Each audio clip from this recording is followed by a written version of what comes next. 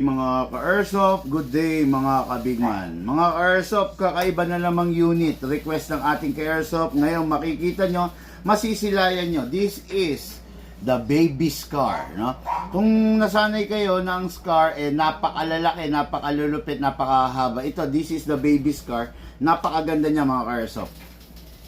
Oy, this is the baby scar. Napakaganda niya, napakalupit. No? Kung makikita nyo, ngayon no, saktong-sakto talaga. Although talagang mga scar, talaga namang kilala ang mga scar bilang isang mabigat, di ba? Kilala ang mga scar bilang isang solid na unit, no? Kasi dun sa pagkaka-build nila, talagang napakalupit naman talaga. Napakatindi, napakasarap gamitin, kaya lang, syempre, nasa tao pa rin gumagamit, no? This is a very rare, limited edition. Napakalupit. Okay? So, number 1. Okay, by the way, before I proceed, shout out, good day and good afternoon, Sir Derek Valentin of Oton, Iloilo.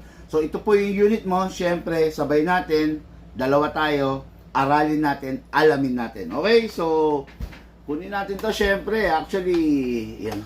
Okay? Aalisin natin to. Ito, ibababa natin to mga Airsoft pa. Ito, bababa to. Dali. Okay mga Airsoft, first and foremost, ito na-adjust. Tingnan nyo. Ayan, na-adjust, okay? Depende sa'yo. Napakaganda, Assassin Edition. Napakaganda, napakalupit, oh. Okay, this is an AEG. Ngayon kung paano kinakabit yung AEG niya, ganito, no? Normal kasi nakaganto siya. Okay, naka-rest yung mismong buttstock niya. Ngayon, adjust natin to. Tapos, may pipindutin tayo rito, then i-slide. That's it. Naalis yung buttstock. Ngayon, dito sa part na to, dito ilalagay yung mismong battery natin, no? You can use any battery you want, live poly or stock.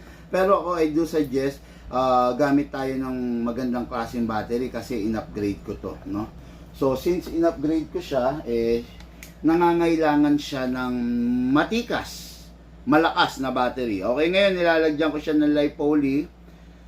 Sandali lang para maipakita ko sa inyo. Yung pumasok. Okay? So, after natin mailagay, syempre, ise-secure natin ang lahat ng wiring. Hindi kasi pwedeng may wiring na naiipit. Ayan, makikita nyo. Okay, ngayon, single fire. Ay, sorry, rapid fire pala yan. Sorry. Single fire. Rapid fire. Okay, then, syempre, meron rin siyang safe. Ayan, meron siya. Okay? Ngayon, lagay natin to para matikas, matindi yung datingan niya. Oh, grabe, oh. Diba?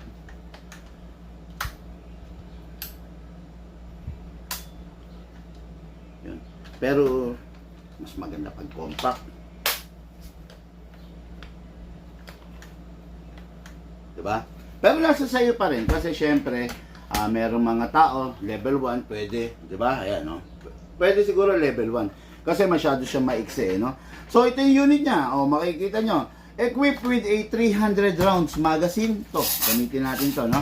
Ngayon syempre mag-chrono rin tayo para malaman natin yung in-upgrade natin, no? This is only 300 FPS. Tignan natin kung ilan yung upgrade na nagawa natin. Lagay tayo ng 0.20 grams. Okay, nakapaglagay tayo ng 0.20. Okay. Then, syempre, kamot, no? Kamot type pa rin yung magazine niya.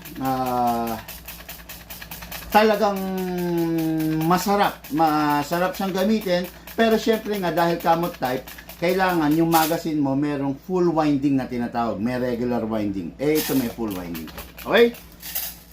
Pasok sa unit. Ganda! Diba? Ganda, very rare yan, ha? Ngayon, chrono natin. Chrono! Okay, single fire.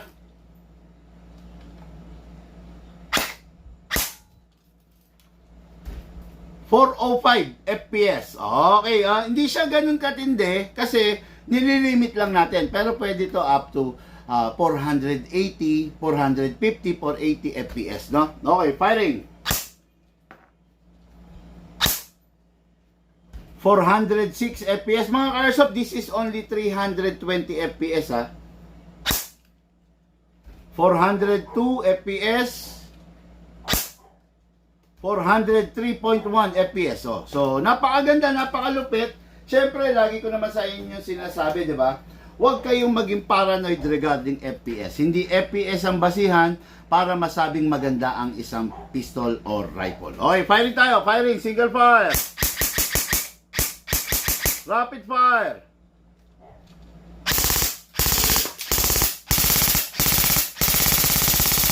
Grabe! Napakatindi! Napakasarap gamitin.